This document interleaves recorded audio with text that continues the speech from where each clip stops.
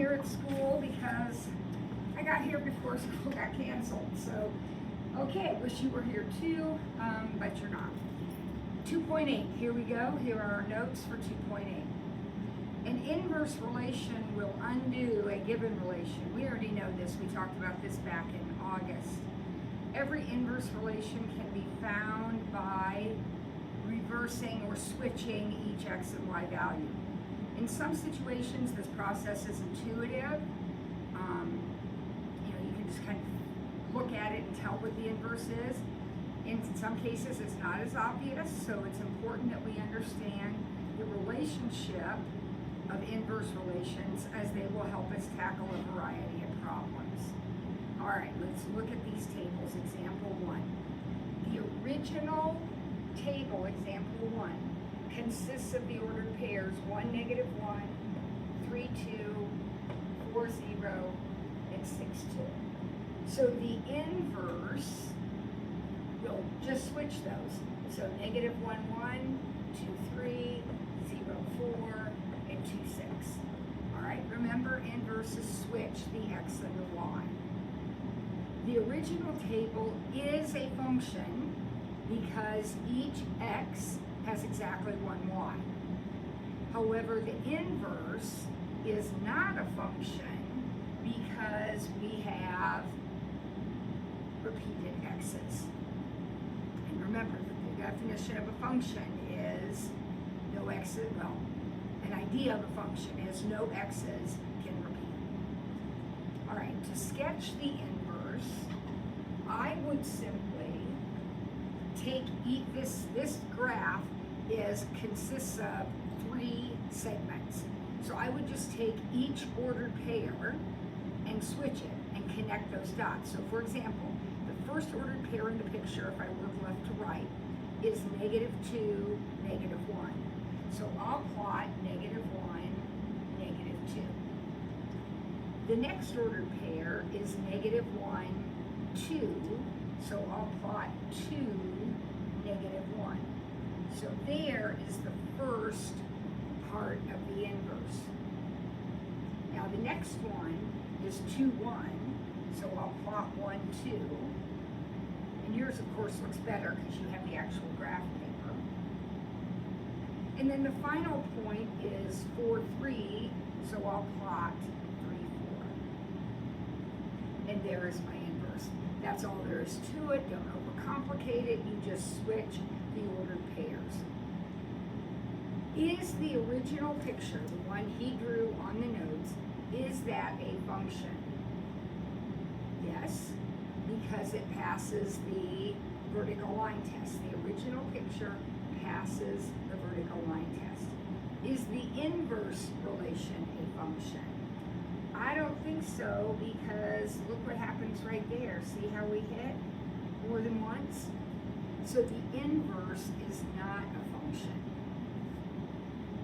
Now, we talked about this earlier in the year. I don't know if you remember or not, but if you look at the original picture that's drawn on the paper, it passes the vertical line test. It does not pass, I'm talking about this picture right here, it does not pass the horizontal line test. Draw a horizontal line through and you see how you hit it more than once? That means the inverse is not a function. I looked at the inverse itself and figured that out, but you could have figured that out from this picture, because if you draw a horizontal line through and it hits more than once, that means you have repeated y's. So when you find the inverse, those repeated y's become repeated x's, and that's why your inverse is not a function. So again, you don't have to draw the inverse to determine if it's a function or not. You can get that information directly from the original curve. Vertical line test tells you whether the original is a function. Horizontal line test tells you whether the inverse is a function. The graphs of inverses are reflections over the line y equals x. Reflections over the line y equals x. That makes perfectly good sense, because when you find an inverse, y becomes x. So they are reflections across the identity line. Okay, example 3. We just found an inverse by graphing. Now we're going to find an inverse analytically or algebraically. So our original is this. Some of you are very intuitive and you will look at this and say, oh, I know what the inverse is. Others of you are going to need to work it out step by step, and that's fine. Remember, you switch the x and the y, and then you solve for y. So the inverse was the original one, yeah. The original, or the inverse, I'm sorry, the inverse is x plus 7 over 3. The inverse of a function is written like this. That's your inverse notation. You know that. Back in August, we did some of these more complicated problems. We're going to do it again. We'll run through it again. To find the inverse in example 4, we are going to do exactly what we just did. So here's the original. Right? Switch my variables. And now I'm going to start solving for y. Okay, so a little tougher than it was over here. So I'm going to multiply this over here. Multiply this over here. Then I'm going to get my y's on the same side of the equation. So in other words, these two guys right here are flip-flopping. So that the y's are over here together, and the non-y's are over there together.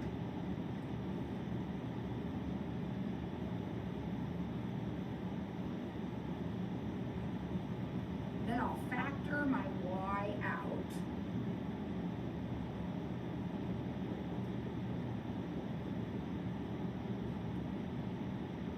And divide.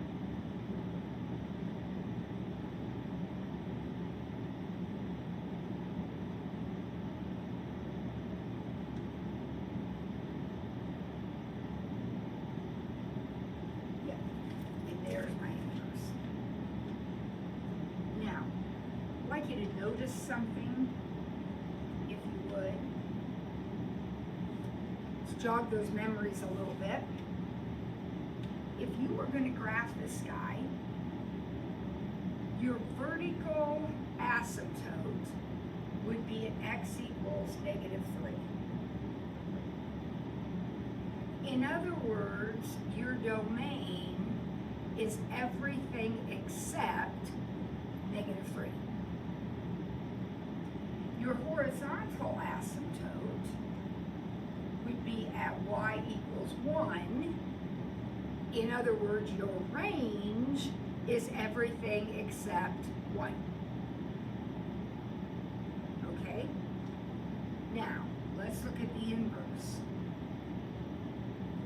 My vertical asymptote is x equals 1. So in other words, my domain is everything except 1. Remember, that was the range of the original. And then my horizontal asymptote is y equals -3. So my range is everything except -3. That makes completely good sense because again, when you find the inverse, you switch x and y. So it makes sense that the horizontal asymptotes would become vertical and vice versa. The domain of the original is the range of the inverse and vice versa.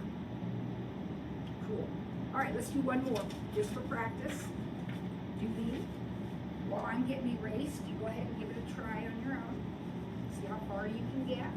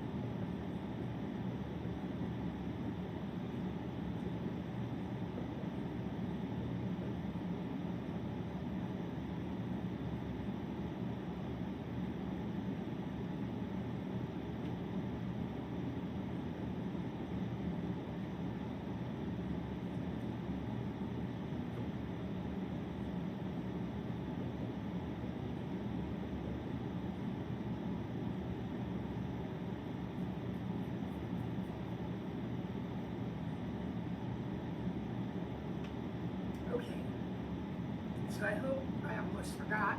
The first thing you do is switch your variables.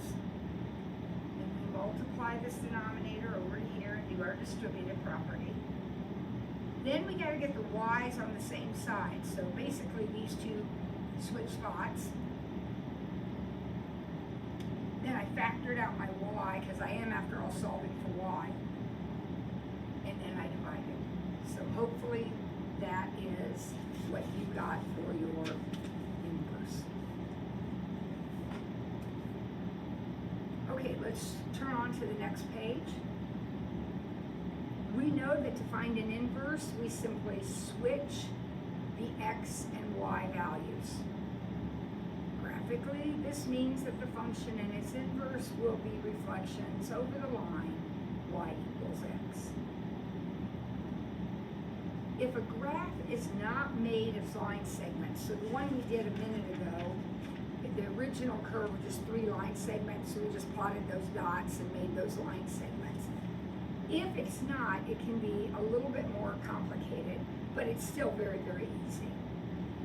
Sketch the line y equals x on the graph. Okay, now I don't have a grid, so this is going to be a little bit tougher for me. But go ahead and sketch the line y equals x on your graph. Mark any points from the original graph that are already on the line. Okay, so looking at the picture, it looks like the point 1, 1 is already on the line, and it looks like the point 4, 4 is already on the line. So those aren't changing. Those points are staying the same because since they're on the line, and think about it, 4, 4, if you switch x and y, you still have 4, 4. So those guys aren't changing. Now, I simply take every other point and switch it. So, for example, I'm looking at my original picture here, and I see the point 0, 4. So 0, 4 would become 4, 0. And then I have the point 2, 0, so it will become 0, 2.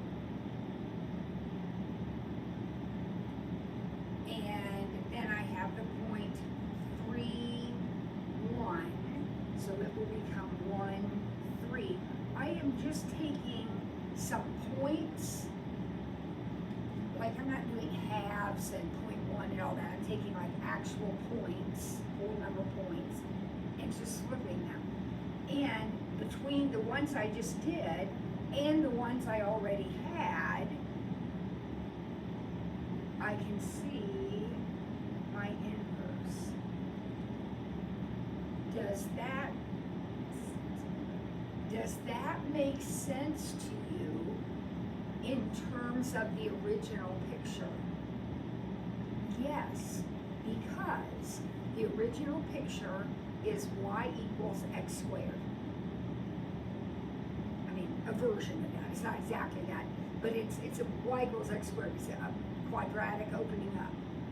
So the inverse is going to be still is going to be a quadratic, but now it's going to be a quadratic opening sideways. It got reflected over the identity. All right, now you take a minute and try B. I would do exactly the same thing. Draw in your identity, which is, 1, 1, 2, 2, 3, 3. Draw that in. And then as best you can, switch the ordered pairs. Mark any that are on the line, because they're going to be part of the answer too. But then switch the ordered pairs of some remaining points. This one's going to be a little tougher. You might have to do some decimals or some fractions. But you can do it, I'm convinced.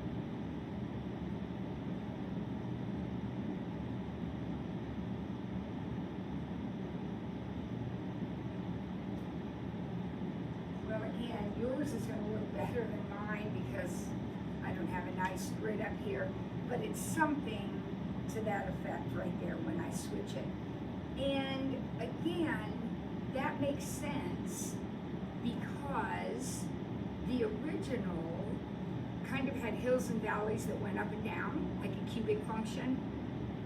The inverse then is going to have sideways hills and valleys because y and x got switched. So what was vertical is now going to be horizontal.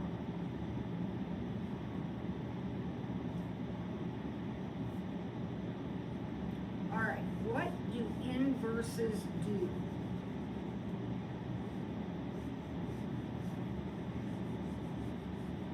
Inverses undo each other, basically. They undo each other. So if you plug a number into a function, it gives you a new number usually. For example, if we plug 2 into f of x, f of 2 gives us 5. Now if you take the 5 and put it into the inverse, it had better give you 2. We talked about this we talked about it back in August, and we also talked about it in Unit 1. Inverses undo each other. Now, that means that if the original ordered pair was 2, 5, the inverse ordered pair would be 5, 2. That's the idea we used when we were graphing.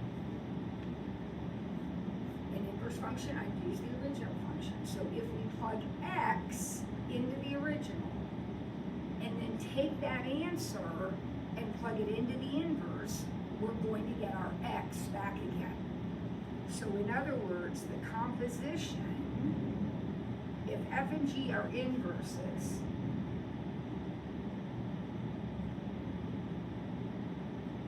if f and g are inverses, then f of g of x will be x, and g of f of x will be x. The order doesn't matter with inverses.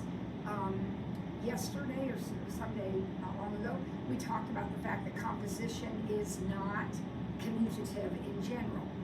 But where inverses are concerned, f of g has to be x and g of f has to be x for your two inverses. All right, so let's check that. Example 6. Determine if f and g are inverses. All right, so this is how we know right here. This is how we know. So if we want to determine if these guys are inverses, we are going to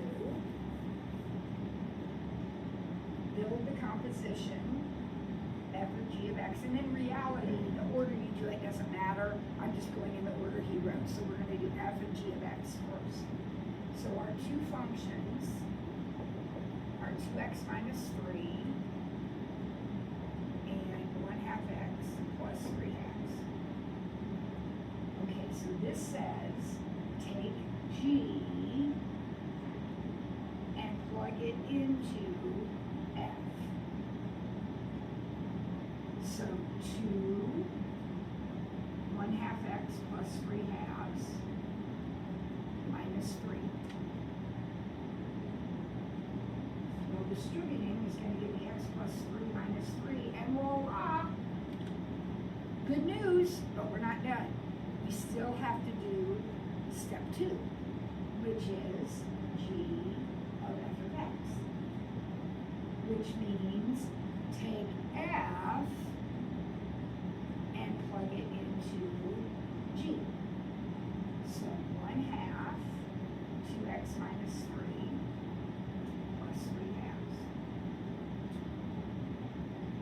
So x minus 3 halves plus 3 halves. Oh my goodness, it all checked out. That is how we prove or show or demonstrate, whatever verb you want.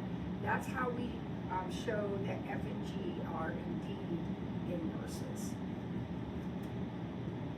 Now, example 7 is a little bit problematic for the reason that we discussed when we were doing compositions. You have to make sure that when you start plugging stuff in, it's part of your domain. So when we look at example 7,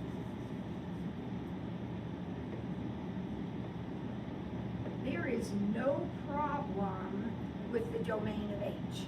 H has no issues in terms of domain, but K has issues.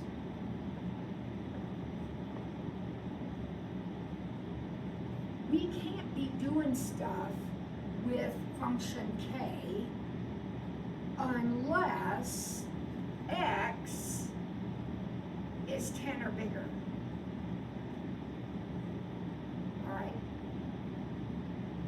I hope that makes sense to you, that whatever is going on with function K won't make sense if you let X be 4, for example. That isn't going to make sense in terms of the problem. So before we start, we're going to restrict that domain and say, okay, for function K to make sense, my domain has to be 10 or bigger. Now, I'm going to go ahead and do the problem. As long as I have that stated, I'm good. I can go ahead and do the problem. So I'm going to find H of K of X and K of H of X. Because the directions say show their inverses. And to show their inverses, then both of these have to come out equaling X. All right, so I'm going to plug K into H. So I'm going to have the square root of X minus 10 squared plus 10. Well, when I square a square root, I just make things log. So X minus 10 plus 10, and there's your X. Good to go. Now I'm going to plug H into K. So I'm going to have X squared plus 10 minus 10. And there we go. Now, I want to just talk about that for a quick second because I need you to remember that relationship between the domain and range of inverses. So let's look at function H. What does function H look like? It is a parabola opening up, shifted up 10. So this is a picture of function H. The domain for H is everything. But the range for H is 10 and up. For H, the domain is absolutely everything, but the range is 10 and up. Now, what about K? What does K look like? Well,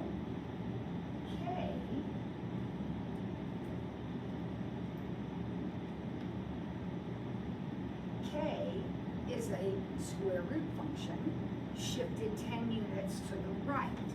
So K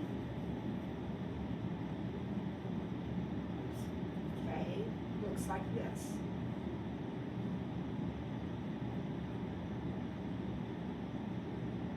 So its domain is 10 to infinity, right? But its range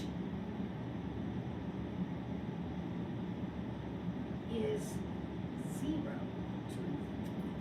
Now, do you see a problem?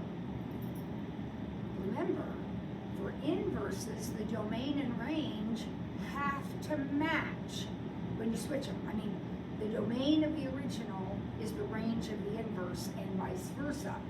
So this part lines up great. But this doesn't.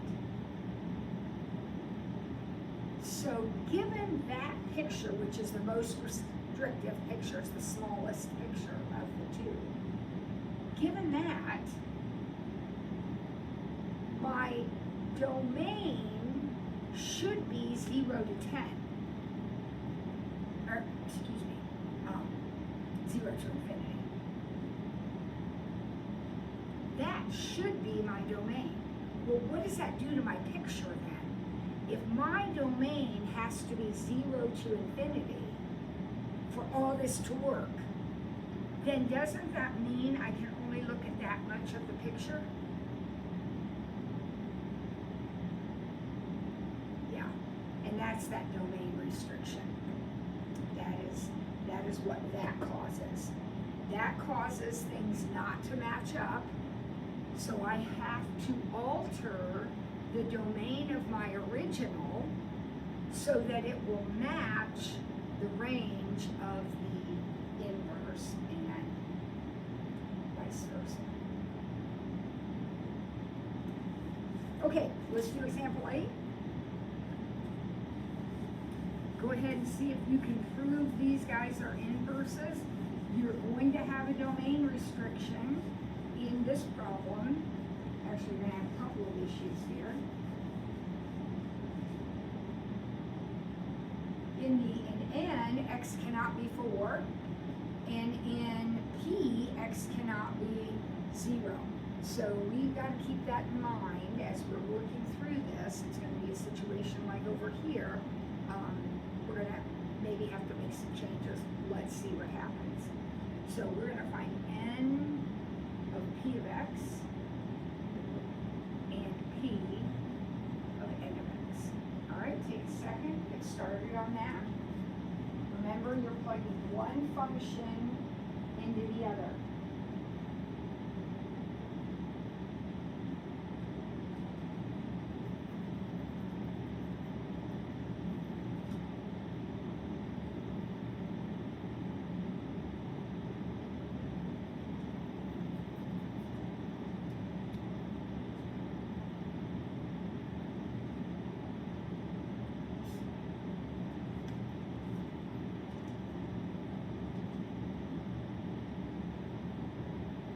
Plugging P into N.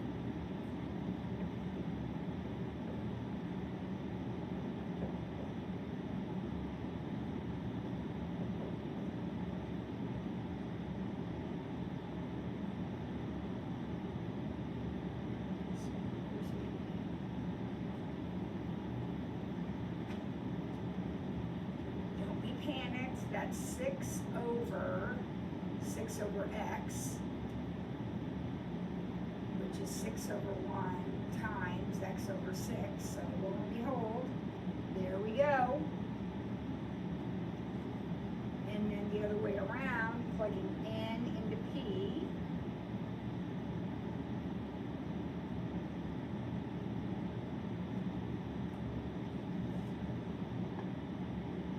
So here's N plugged into P.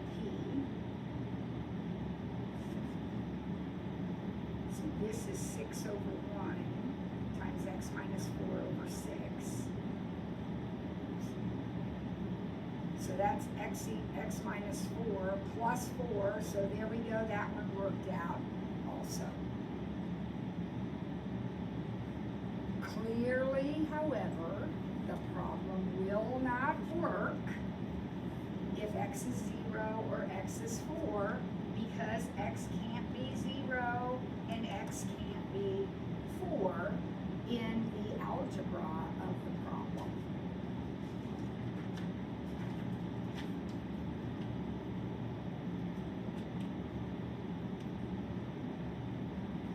All right, let's go to check your understanding now. So we're going to the back of page 3. Back of page 3.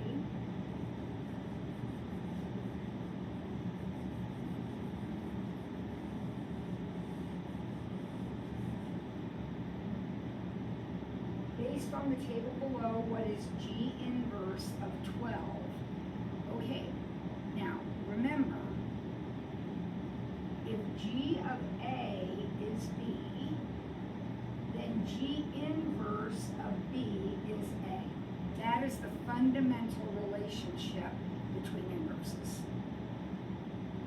Okay, so if they're telling me that we need G inverse of 12, then doesn't that mean g of something has to be 12? Well, if I look at my chart, g of 16 is 12. So g inverse of 12 has to be 16. Inverses are so easy. The variables simply switch places. All right, number 2. The graph of h is shown to the right. Find h inverse of 2. Well, again, that means that h of something was 2. Well, h of what is 2? Look at your picture. Isn't h of 5 2? So therefore, h inverse of 2 is 5.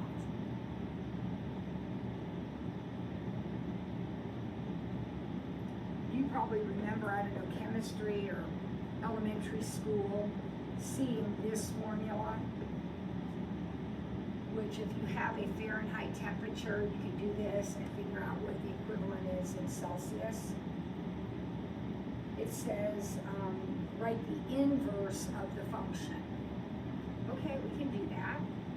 Think of this as y and x, so we do the inverse, we'll switch our variables.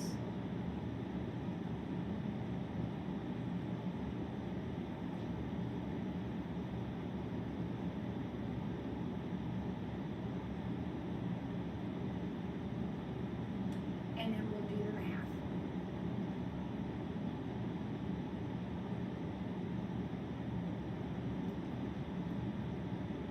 All right, so here we go. Let's just multiply by 9/5.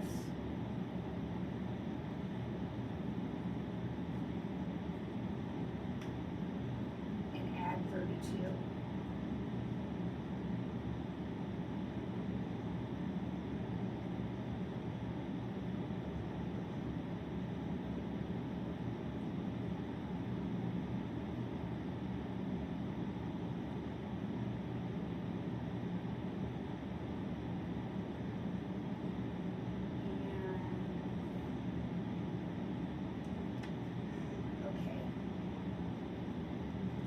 I kind of switch these variables back. This, what I've done is come up with another equation for Celsius, but actually that's an equation for Fahrenheit. So when we switch our variables, think about when we switch our variables and we get our inverse solved. Our inverse comes out looking like this, let's say, but we call it F inverse. We don't call it Y, we call it F inverse. So it is a new variable. So this is actually Fahrenheit equals 9/5 Celsius plus 32. Because to get a Fahrenheit temperature from a Celsius temperature, basically we're just solving for this F right here. It got confusing because I'm trying to use the same two variables and I really need a third one. So this is your answer. Just solve for the Fahrenheit on that equation, and that gives you Fahrenheit in terms of Celsius. This is Celsius in terms of Fahrenheit. This is Fahrenheit in terms of Celsius. All right, number 4. So we have a function.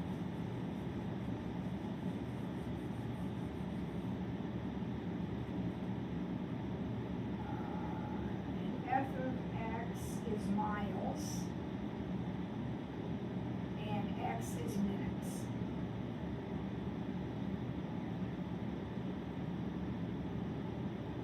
So then it says F inverse of 26 is 20. Now remember, that means that F of 20 is 26. So now it's easy to interpret. 20 minutes, the ambulance can go 26 miles. In 20 minutes, he can go 26 miles. This was the definition of the original function. X is minutes. This is X. So in 20 minutes, the ambulance can go 26 miles. All right, and finally, number 5. You're going to find an inverse. All right, go ahead and do that. You should all be able to do that by this stage of the game. Find the inverse of G, and then prove you're right, basically. Find the inverse, and then prove you're right.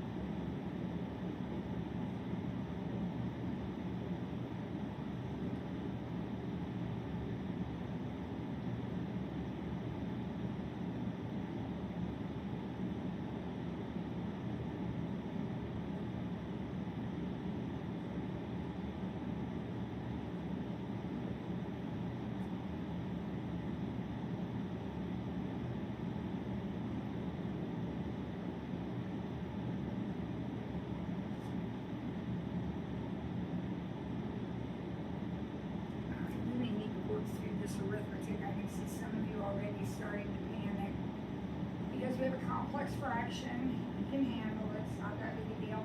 Let's make sure we get our inverse right though. So here's my original. I switch my variables. Multiply this y plus 2 over here. Now remember, you're solving for y, so we move that 2x to the other side and divide by x. So this is what I got for my inverse. Now I'm going to check it. So I got to do both compositions. So I decided to do G of G inverse first. So I am plugging this guy right here into here, and that's what it looks like. Everybody will do the problem his or her own way. I prefer, when I have a situation like this, to multiply everything by x.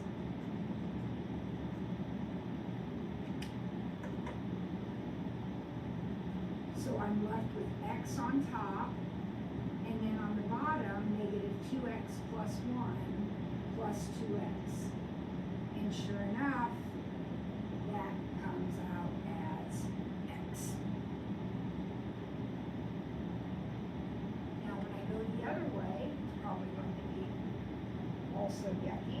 So that's going to be G inverse of G. So G inverse of G means plug this into here and here. So I'm plugging it in 2 places. So negative 2 times 1 over x plus 2. Plus 1 over 1 over x plus 2.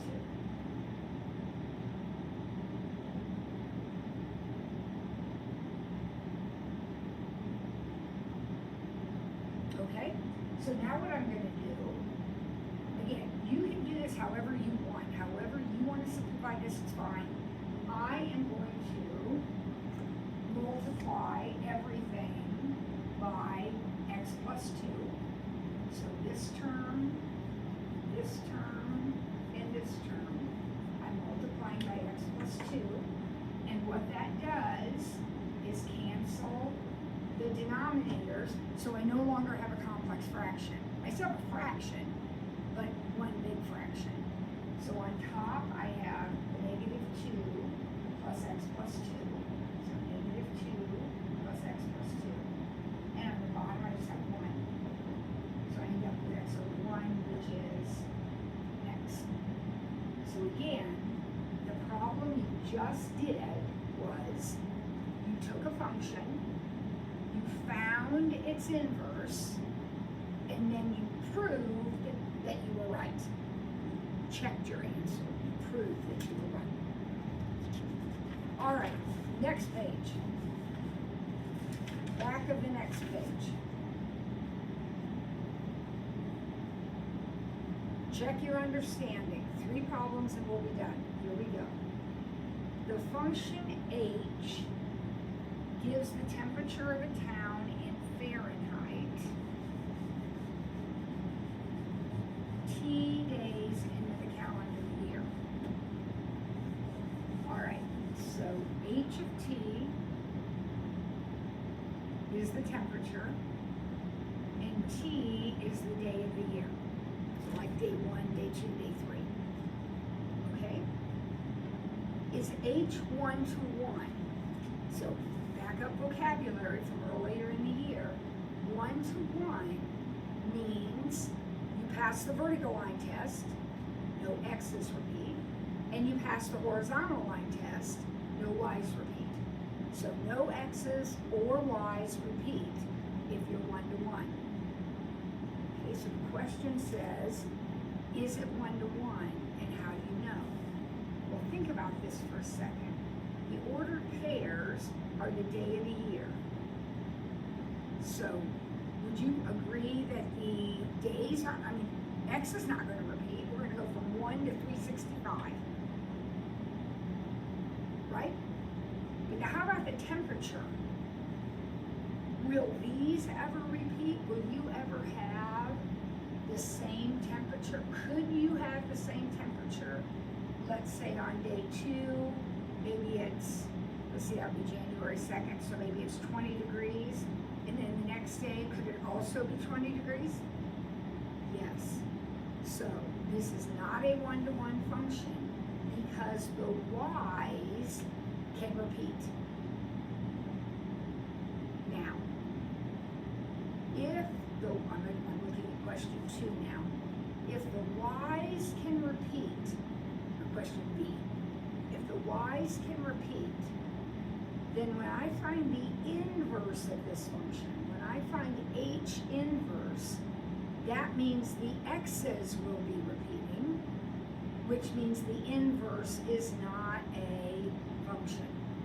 Because if these are repeating, when I do the inverse, I'm going to have 20 comma 2 and 20 comma 3. So this tells me the inverse is not a function. The original is, but the inverse is not. All right, so sketch the graph of x minus 3 squared. Okay, we can do that. X minus 3 squared is a parabola. Shifted 3 units over. Opening up. Would you agree with that? That's your original. Is its inverse a function? No, because this does not pass the horizontal line test. Here and here have the same y values. So when I do the inverse, it will have the same x values. So, is the inverse a function? No. Support your information, or support your answer with information from the graph.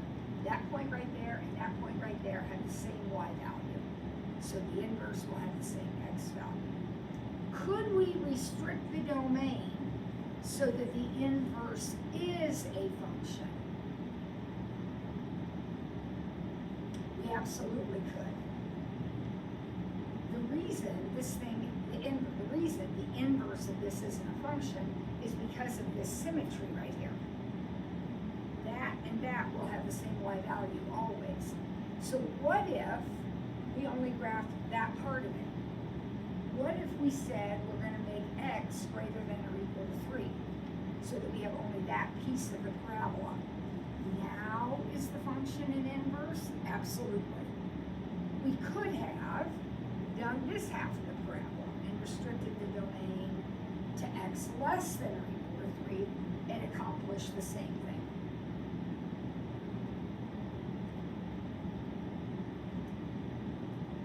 Finally, number 3, find the inverse of square root of x minus 4. Okay, you can do that. Here's the original. Switch your variables and solve for y. So you're going to square and add 4.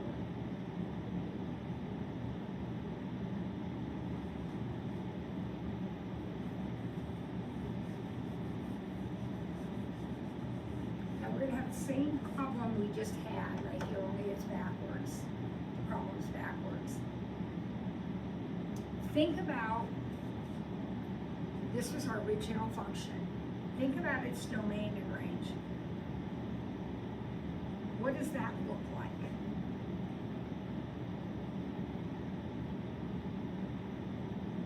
Square root function, shifted 4 to the right. Its domain is 4 to infinity, and its range is 0 to infinity. I am talking about the original function. Would you agree with that? That means that for the inverse, I have written this, but I gotta be careful. For the inverse, the domain has to be 0 to infinity, and the range has to be 4 to infinity. Now, if I just flat out graphed that, that would be a parabola opening up, shifted up 4. It would look like this. But I can't use that whole picture because this was my domain and range. This must be my inverse domain and range. So the range is good. That part's perfect. But the domain has to be restricted to positive. So this is my answer. So there's my inverse, but I've got to restrict my domain to being bigger than 0 because it's got to match the range of the original. Okay? All right, so now what I need you to do is homework 2.9 is going to be due on Thursday, and I need you to make sure that you have these notes completed and brought to class. Do I see you tomorrow? Yeah, so be sure you have these notes completed and bring them to class tomorrow. Great. Email me if you have any questions. Thanks.